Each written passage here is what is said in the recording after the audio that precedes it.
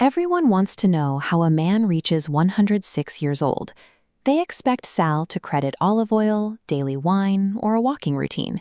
Sal does all of those things, but he claims the real secret took a full century to understand. He views joy as a deliberate choice made every single morning. Humans often treat happiness as a conditional result of specific achievements. In this logic, milestones become prerequisites. We tell ourselves that once we have the right job or partner, we'll finally be happy. We die waiting for those moments.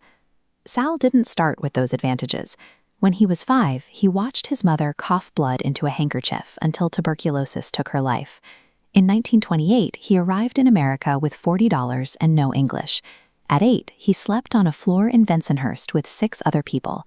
By 10, he was making shoes beside his father until his fingers bled. If joy depended on easy circumstances, Sal's story would have ended in bitterness long ago.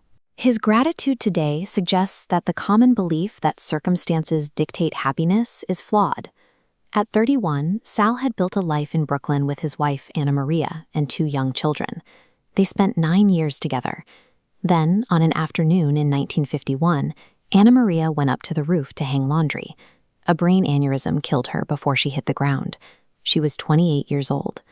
Sal spent the next 6 months as the angriest man in Brooklyn. He yelled at customers and his sister while his children lived in fear. One night, his 5-year-old daughter, Lucia, came to him and asked through tears if his anger was her fault. That moment forced Sal to choose between remaining the victim of a tragedy or being a father. He realized those 2 identities couldn't exist in the same person. To honor Anna Maria, he decided to become the man she fell in love with, the man who made people laugh. He felt sad for years, but he refused to let sadness be the only thing his children saw. Enduring a tragedy doesn't revoke your agency. You remain responsible for the emotional environment you create for others. At age 70, after decades alone, Sal met Gloria Washington, a retired nurse. Her laugh was enough to make him walk across a room to meet her. In 1990s Brooklyn, an interracial couple faced immediate friction. When they were together in public, half the room would stop eating just to stare. The social cost was high. Sal's son Enzo didn't speak to him for 2 years, claiming the relationship disgraced his mother's memory. Sal chose his own laughter over the neighborhood's outrage. He told Enzo that while he loved him, he wouldn't spend his final years alone to satisfy other people's opinions. Sal and Gloria had 33 years together. Prioritizing social validation over personal joy is a fast track to isolation. Even his career ended in loss. At 58, Sal watched his shoe shop burn down, turning 26 years of family labor into ashes in a single night. Last January, he lost Gloria. At 105, he was holding her hand when she died in her sleep.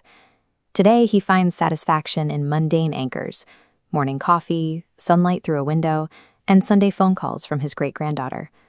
Society often frames happiness as a prize at the end of a checklist: the house, the money, the career. Sal argues that true joy requires looking at the assets you already possess.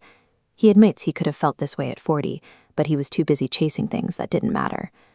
Chasing future milestones blinds you to the beauty sitting right in front of you.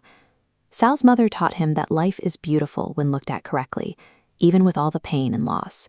You either choose to see that beauty, or you choose misery, and misery is a waste of whatever time you have left. Look around your room right now and find 3 small things to be grateful for: how your dog looks at you, the fact you can breathe without thinking about it. Gratitude acts as a muscle. Without daily practice, the ability to find joy will eventually atrophy. Stop waiting for conditions to be perfect. Choose joy today, while you are still here to choose it.